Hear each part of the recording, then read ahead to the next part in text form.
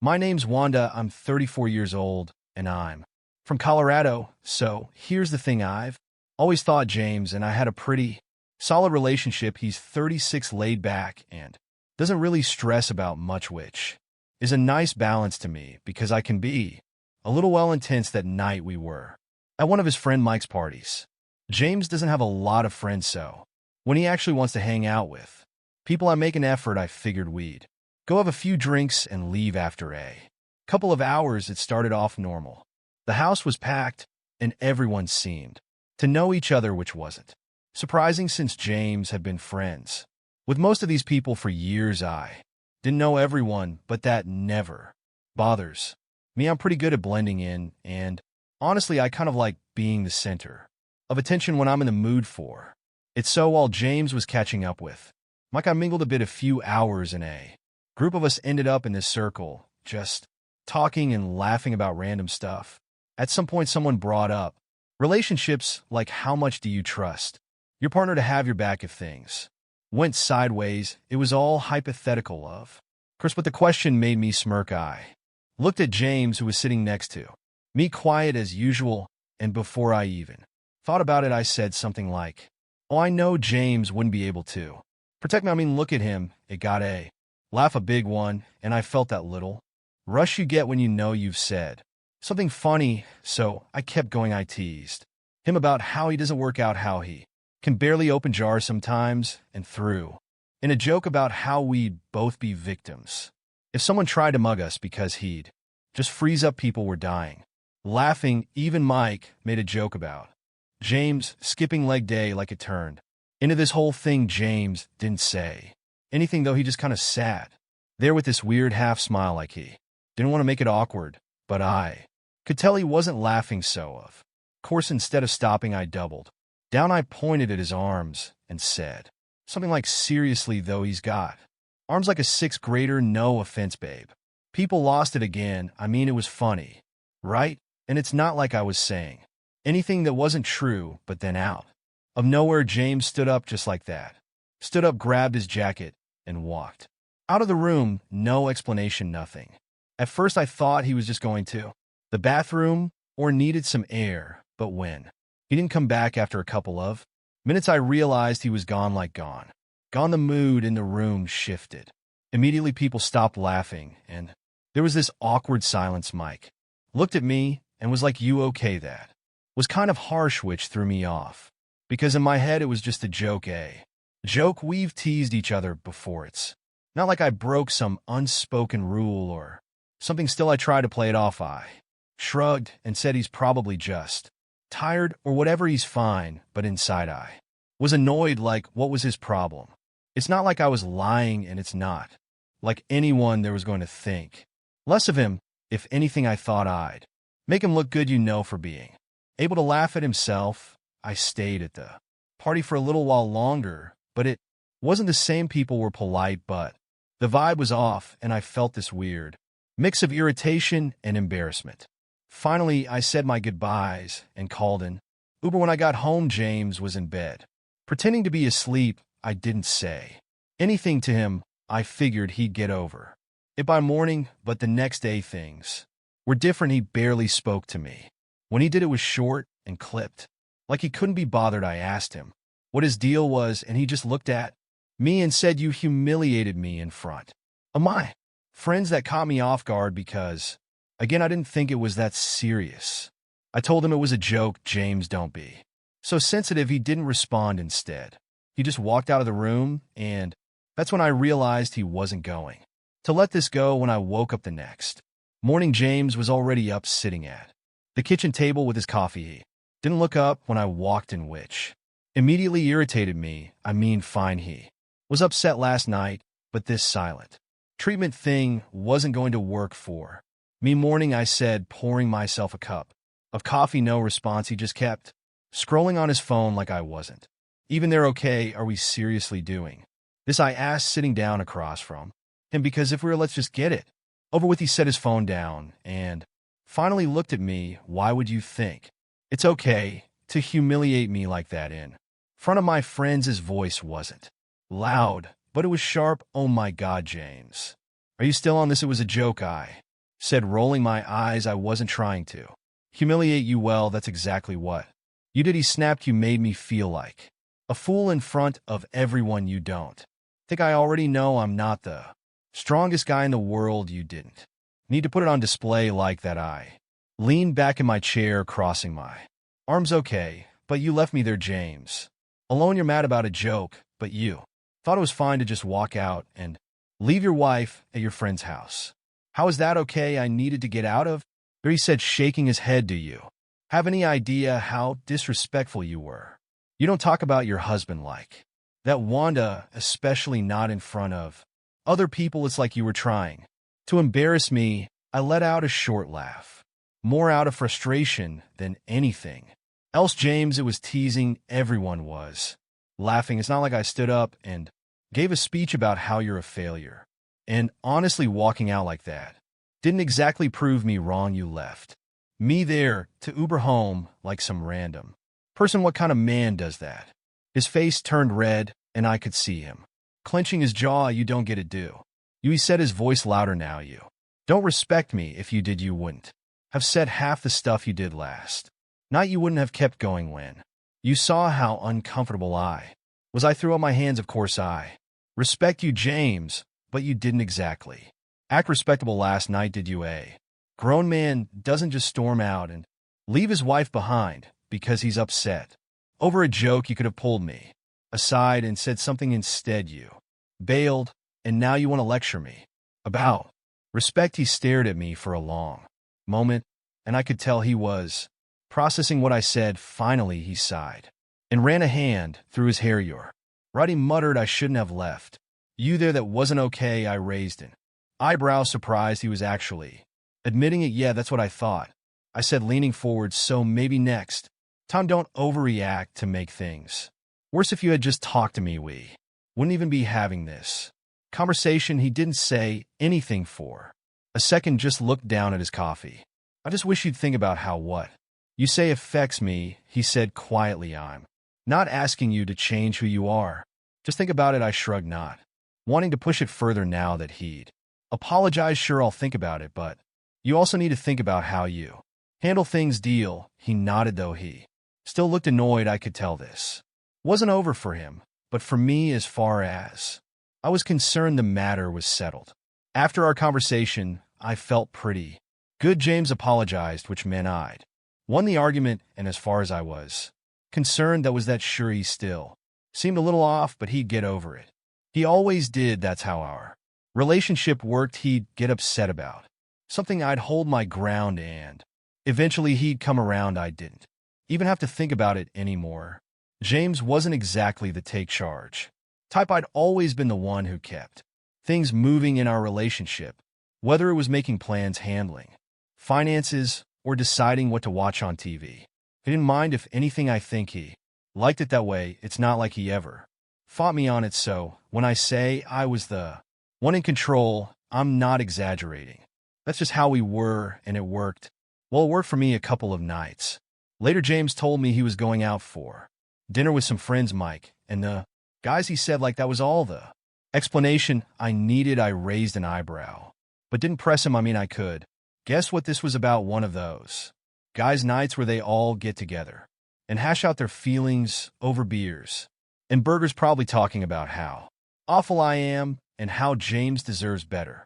I wasn't stupid. I'd seen how they looked at me after the party, and honestly, I wasn't surprised. Guys like my and his crew always act like they're above drama, but they're just as bad as women when it comes to gossip. Still, I didn't say anything. If James needed to vent to them, whatever, let him. He'd come home and we'd go back to normal. But when he came back that night, something was different. It wasn't anything dramatic. He wasn't storming in with accusations or anything like that. It was more subtle. He was quieter than usual, like he was lost in thought. And when I asked him how dinner was, he just shrugging.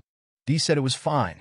Just fine. He's trying to lighten the mood. What did Mike overcook the steak or something? He gave me this small, almost forced smile and said no, the food was good. Just had a lot on my mind. That was weird for James. Normally, he'd tell me all about what they talked about, who said what, and which joke got the biggest Laugh, but not this time. This time he just brushed it off and went to bed early, leaving me sitting there wondering what the hell was going on. Over the next few days, I started noticing more changes.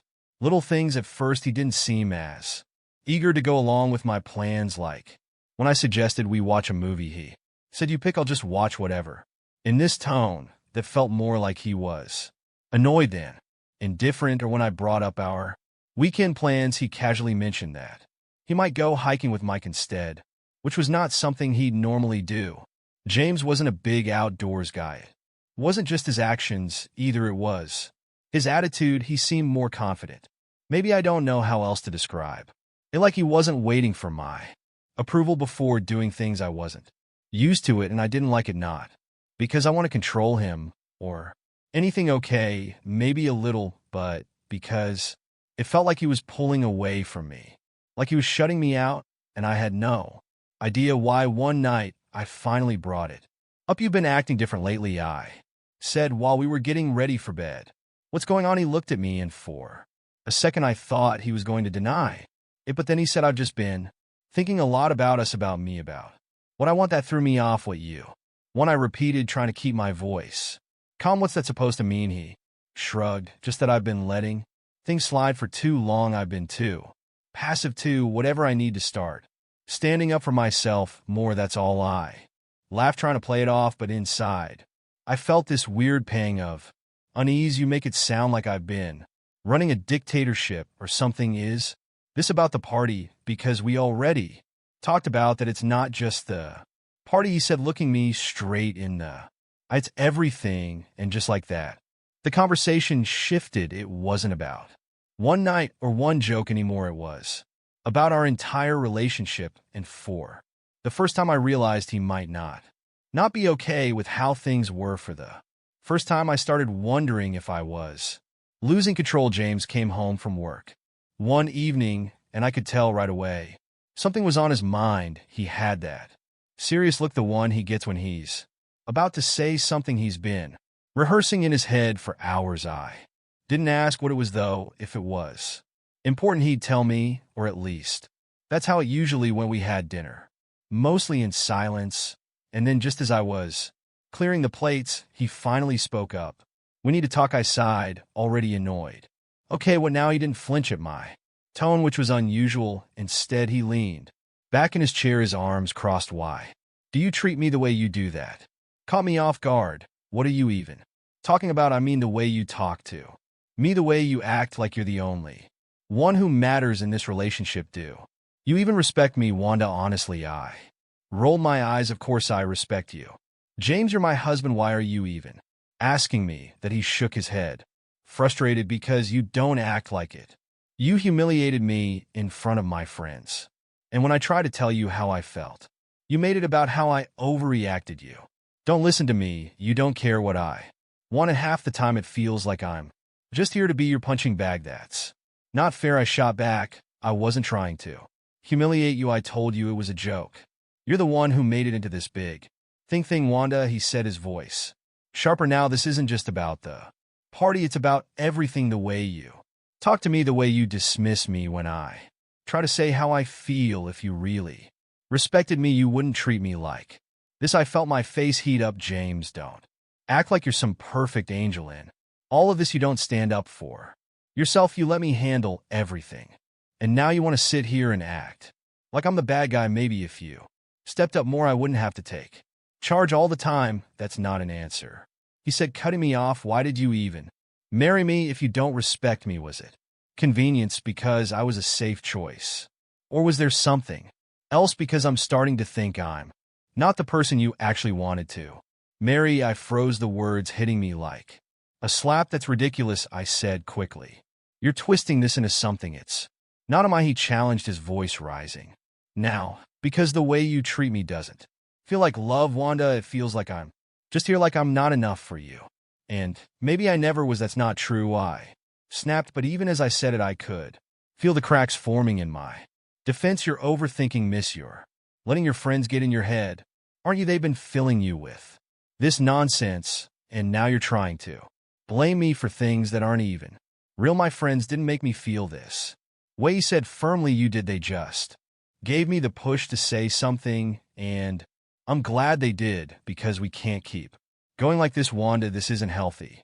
It's not fair to either of us, I crossed my arms, leaning back in my chair. Oh, so what's the solution then? Counseling? Divorce? Or are you just going to throw in the towel because I make a few jokes you don't like? This isn't about the jokes, he said. This is about respect, about whether or not you even want to be with me. Because right now it feels like you don't. I scoffed.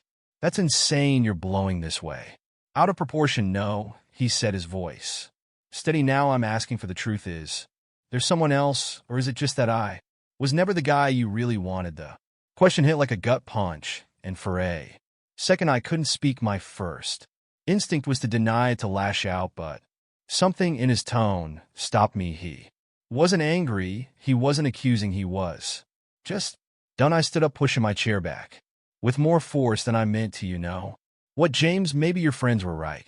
Maybe this is a lost cause. You want to sit here and play the victim like you've been some perfect husband, but you haven't been, and maybe, just maybe, I'm not the bad guy here. Maybe we're just not meant to be. He didn't say anything, just looked at me with this calm, almost resigned expression, and for the first time I realized he wasn't trying to win the argument. He was trying to figure out if there was anything left to fight for. What do you want to do? He asked quietly. Because I can't keep doing this, Wanda. We either fix it or we walk away. I didn't have an answer. For the first time in a long time, I didn't know what to say. James and I sat in silence for what felt like forever after his question. Fix it or walk away. I wasn't used to him putting me on the spot like that. Normally, he'd back down, let me deflect, and everything would go back to normal. But not this time. He was dead serious, and the way of his words was hanging in the air between us. Finally, I sighed, trying to sound composed. All right, if you want to fix it, we'll try counseling.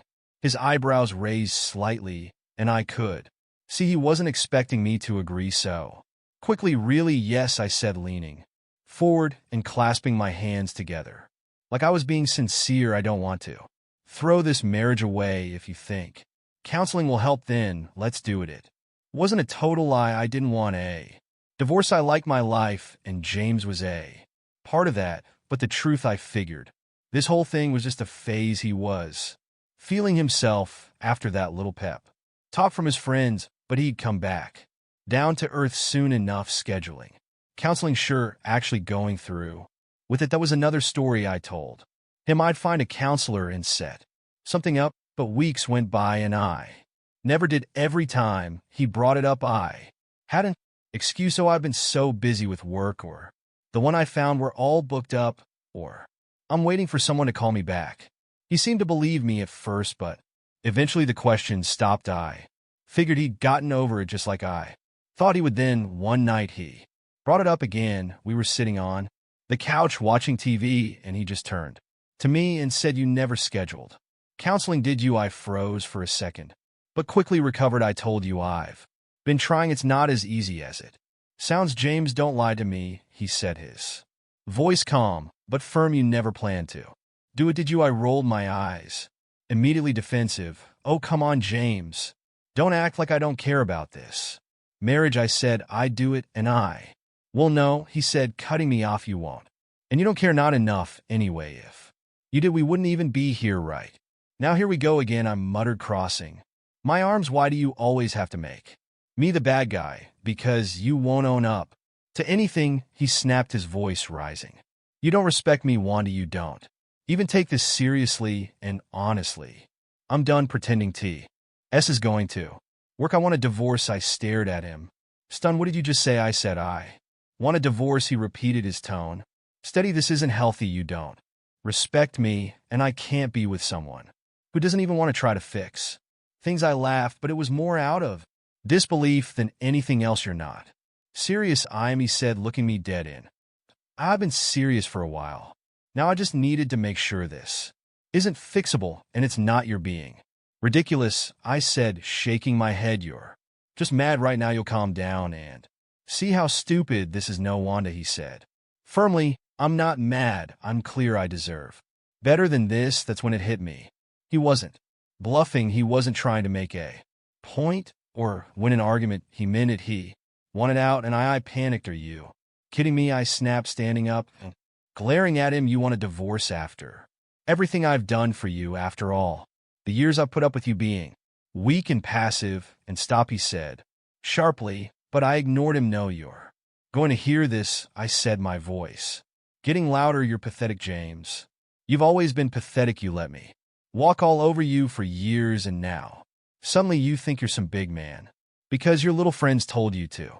Grow a backbone. You're a joke. Want to know? I shouted, tears streaming down my face. Now I wish I never married you. You're an embarrassment, a fragile, weak excuse for a man you can't even handle a little joke without running to your friends like a child. And now you think you're better than me. By the time I finished, I was shaking, my chest heaving with emotion. But as the words hung in the air, I realized something. There was no one else to blame.